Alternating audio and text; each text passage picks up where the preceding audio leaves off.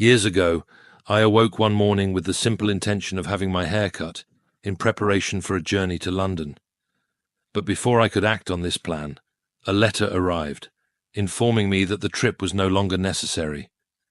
Naturally, I resolved to postpone the haircut as well, considering it no longer urgent. Yet something curious occurred.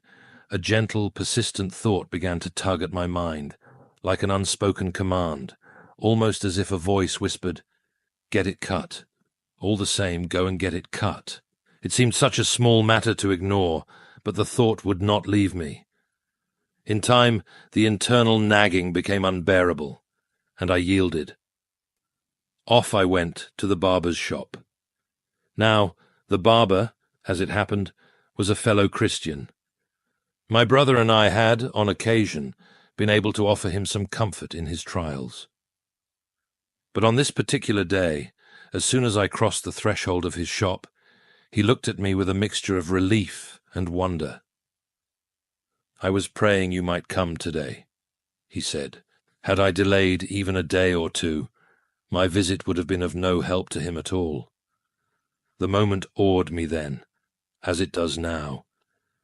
It filled me with the deep reverence that comes when one glimpses, even briefly, the mysterious threads of providence.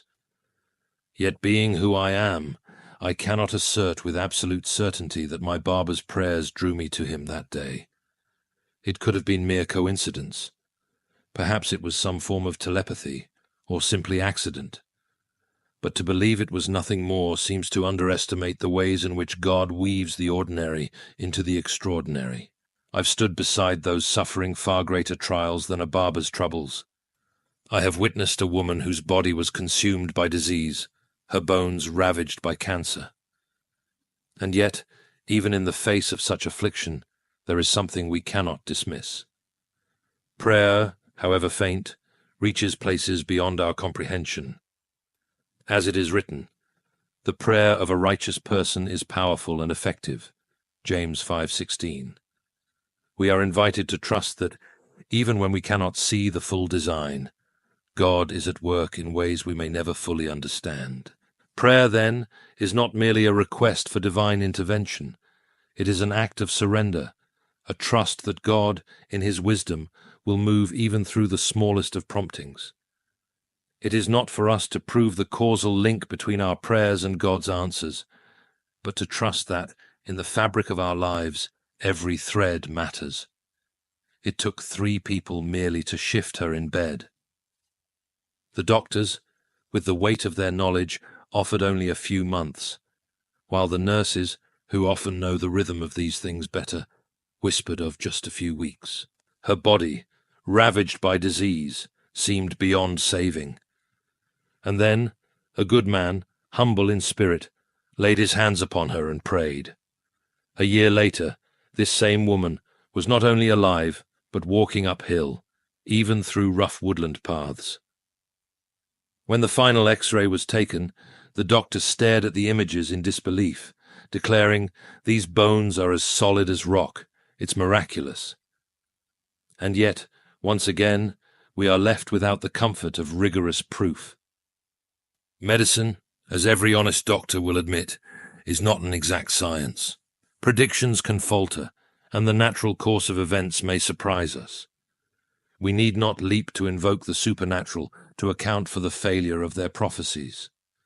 Skeptics will claim that the recovery could have happened in the absence of prayer, and perhaps they are right. But what remains at the heart of this mystery is not the need for empirical proof, but a question far deeper. What kind of evidence could ever satisfy our demand for certainty in matters of prayer? The thing we pray for may indeed come to pass, but how could one ever know that it was not destined to happen anyway? Even if the event were beyond dispute, a recovery so miraculous that all reason faltered, it would still not conclusively prove that it was brought about by your prayers. And herein lies the crux of the issue. The kind of proof we seek, the empirical certainty that we have in the sciences, can never be applied to the realm of prayer. We are often mistaken in how we approach prayer. Prayer is not a mechanism to bring about a specific result, as though by uttering words we control the hand of God. Your Father knows what you need before you ask him. Matthew 6:8. Yet we are still commanded to ask. This seems at first glance paradoxical. Why ask if he already knows? Why pray if the future is already shaped by his will? The answer lies not in the event itself, but in our relationship to it. Prayer is not merely a request for intervention. It is an act of faith, of communion with God. It draws us into the deeper mystery of life, where results are secondary to the act of placing our trust in him. It is in this trust that the true efficacy of prayer is revealed, not in the certainty of outcome, but in the surrender of our hearts. If everything we prayed for happened as we wished, it would not prove the efficacy of prayer. For prayer, in its essence, is not a command to God, but a request made by finite beings to an infinite and all-knowing Creator. The power of prayer, then, is not that it changes God's will, but that it changes us. We may ask, as children ask their Father, but ultimately it is in the asking, in the relationship, that the beauty of prayer is found. The essence of a request, as distinct from compulsion, lies in its uncertainty. It may be granted or denied. And when an infinitely wise being listens to the requests of finite and often misguided creatures, it stands to reason that sometimes he will grant their wishes, and sometimes he will not. Were success in prayer guaranteed, it would not confirm the Christian doctrine at all, but something far more akin to magic, a belief in the power of humans to control or bend the natural world to their will. There are, of course, passages in the New Testament that at first glance might seem to promise unfailing success in prayer.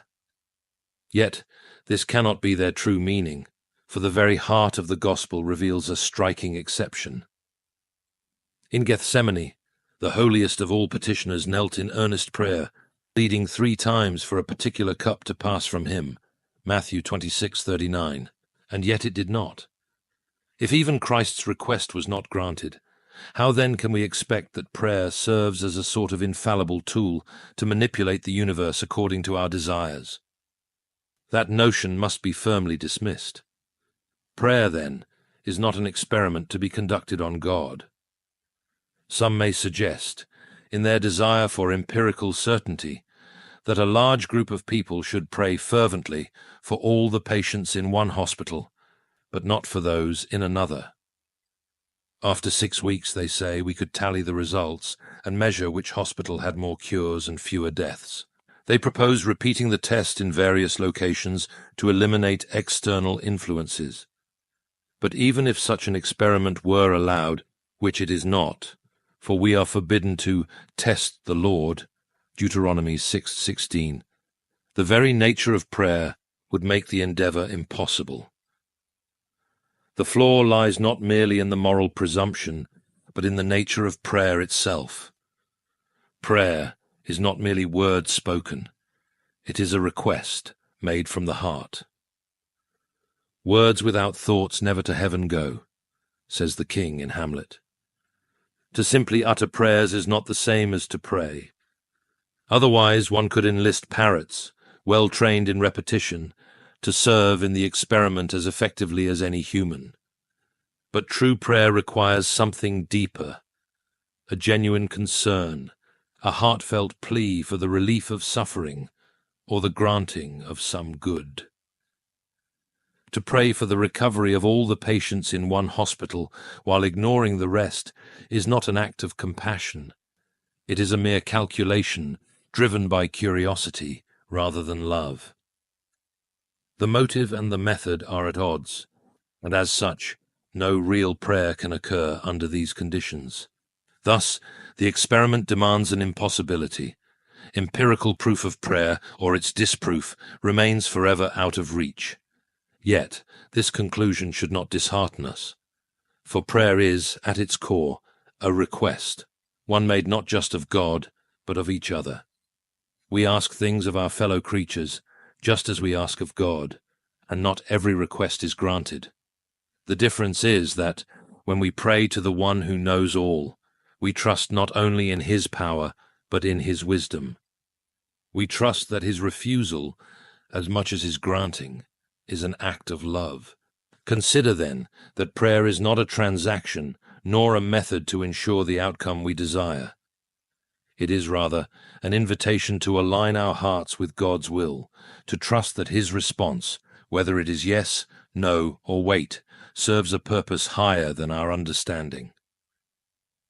As Christ himself reminds us, your Father knows what you need before you ask him. Matthew 6:8. Prayer is not an experiment in causality, but an exercise in faith, in learning to trust that God's wisdom surpasses our finite comprehension. We ask for many things in life.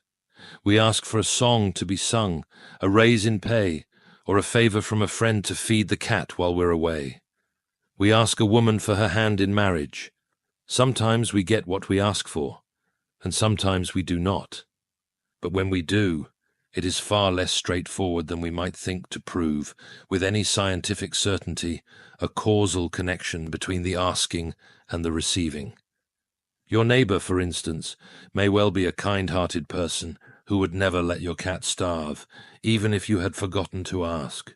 Your employer might be inclined to grant a raise, not because of your request, but because he already knows you could secure better pay from a rival firm and is simply acting to keep you. As for the lady who consents to marry you, are you entirely sure she hadn't already made up her mind before you asked?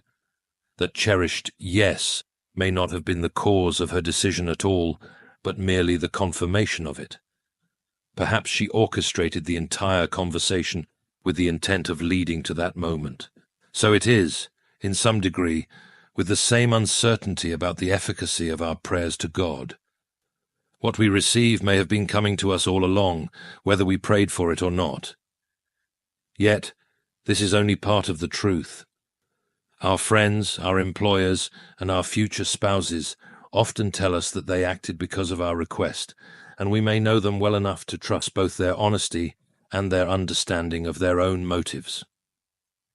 When we hear them say, "I did this because you asked," we are reassured. But this reassurance does not come from the methods of science. We do not, and indeed cannot, conduct a control experiment by refusing the raise or breaking off the engagement, only to ask again under different conditions. Life does not offer such luxuries. What we gain instead is an assurance grounded in trust, built from knowing the hearts and minds of those who love us. And so it is with prayer. We do not pray to manipulate outcomes, but to commune with the one who knows our needs even before we ask. We trust that what comes is not mere coincidence or predetermination, but an answer given with love and wisdom. Just as we do not demand scientific certainty from our relationships with people, neither should we expect it in our relationship with God. The value of the request lies not in the result, but in the act of asking itself, in the acknowledgement of our dependence, our trust, and our willingness to accept what comes, whether it be yes or no. As Christ said, "Ask, and it will be given to you. Seek, and you will find. Knock, and the door will be opened to you." Matthew 7:7. But this promise is not one of certainty in results. Rather, it is an invitation to trust in the goodness of the one who answers. Our assurance, when it comes to prayer, is of an entirely different kind than scientific knowledge. It arises not from compiling data or making calculated observations, but from personal experience. Knowing the other party, not merely knowing about them. If we are ever to reach the assurance that God hears and sometimes grants our prayers, it will be through this kind of knowledge. It will not come from tallying up successes and failures, nor from trying to calculate whether our answered prayers exceed what might be expected by chance. No, those who know a man best also know whether, when he granted their request, he did so because they asked. Likewise, those who know God best will know whether he answered because of prayer, whether he sent me to the barber's shop because the barber prayed. For too long, we have approached this question of prayer from the wrong angle and on the wrong level. To even ask, does prayer work, sets us on the wrong footing. The very word work suggests we are dealing with a mechanism or a machine, something that functions automatically in response to inputs. But prayer is not magic, nor is it a tool to manipulate reality. Prayer is either a profound illusion, or it is an intimate personal connection between incomplete, developing souls like ourselves and the one infinitely complete person, God Himself. Petition, asking for things, is only a small part of prayer. It is the outermost edge of what is far greater.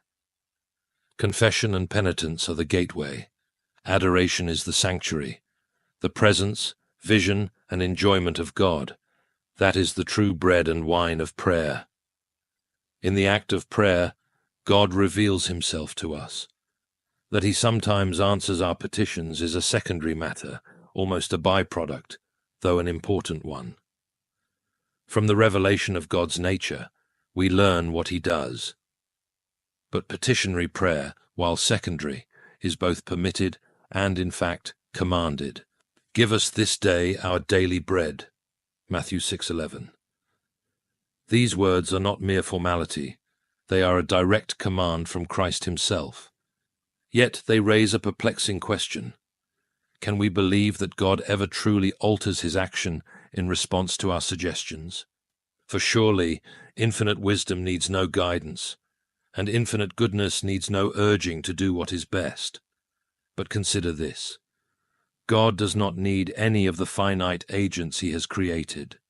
He does not need farmers, bakers, or butchers to provide us with food, nor teachers to impart knowledge, nor missionaries to spread His word. He could, if He chose, miraculously sustain our bodies without food, or provide us knowledge without the need for scholars, or convert the nations without human evangelists. Yet He chooses not to. Instead, He allows the soil, the weather, the animals, and the minds and wills of men to cooperate in the execution of His divine will. This is no accident. In His infinite wisdom, God has given us the dignity of causality. He has allowed us, His creatures, to participate in His work. And this is not limited to the realm of physical action. Prayer, too, is part of this participation. He has instituted it so that our petitions, in some mysterious way, contribute to the unfolding of His will. Thus, prayer is not simply a way of requesting things from God. It is a way for us to share in the divine process. He invites us into His work, not because He needs us, but because it elevates us. As Pascal wisely observed, God instituted prayer in order to lend to His creatures the dignity of causality. And this dignity extends far beyond mere prayer, touching every facet of our lives where we cooperate with God's unfolding plan. Whenever we act at all, whether through prayer or any other means, God lends us the dignity of participation. It is no stranger, nor any less strange, that our prayers should affect the course of events than that any of our actions should do so. Our prayers, like our actions, have not advised or altered God's mind. His eternal purpose remains, but that purpose unfolds differently depending on the actions, including the prayers, of His creatures. God, in His mysterious way, seems to do nothing Himself that He could delegate to us. He commands us to accomplish, slowly and imperfectly, what He could complete in an instant. He allows us to fail or neglect tasks He would have us fulfill. Perhaps we fail to grasp the enormity of this challenge, this divine balance of allowing finite, free wills to coexist with His omnipotence. It appears to involve at every moment what seems like a kind of divine abdication. We are, at our core, nothing, merely recipients or spectators of His grace. Yet we are also privileged, given a place in the great work of creation, allowed to wield our small, fragile tools.